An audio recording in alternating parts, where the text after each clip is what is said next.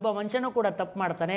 ಆ ತಪ್ಪಿನ ಪ್ರಾಯಶ್ಚಿತ್ತಕ್ಕೋಸ್ಕರ ಈ ತಾಯಿಯ ದರ್ಶನವನ್ನು ಮಾಡಿ, ಆ ತಾಯಿಯ ಸ್ಪರ್ಶವನ್ನು ಮಾಡಿ, ನಾವು ಮಾಡಿರ್ತಕ್ಕಂಥ ಎಲ್ಲ ಪಾಪಕರ್ಮಗಳನ್ನು ಆ ತಾಯಿಯ ಮಡಲಿಗೆ ಹಾಕಿ,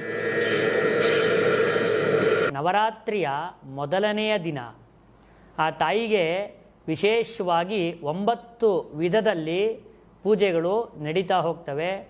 ಭಕ್ತರಾಗಿರ್ತಕ್ಕಂಥವ್ರು ಬೆಳಗ್ಗೆ 9 ಗಂಟೆಯಿಂದ ರಾತ್ರಿ 9 ಗಂಟೆ ಒಳಗಡೆ ಆ ತಾಯಿಯ ದರ್ಶನವನ್ನು ಮಾಡಬಹುದು.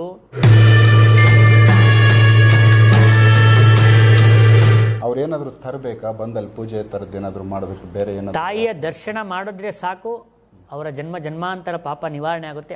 ಆಮೇಲೆ ಬಂದು ಅವರು ತಾಯಿಗೆ ಈಡೇರಿದ ಮೇಲೆ ಆ ತಾಯಿಗೆ ಬಂದು ಹರಕೆಯನ್ನು ತೀರಿಸ್ಲಿ. ಸೊ ವೀಕ್ಷಕರೇ, ತುಂಬ ಸರಳವಾಗಿ ಐತೆ ವಿಚಾರ. ಯಾಕಂದರೆ ಇಲ್ಲಿಗೆ ಖರ್ಚು ವೆಚ್ಚ ಎಲ್ಲ ಡೈರೆಕ್ಟ್ ನೀವೇನೇ ತಾಯಿಗೆ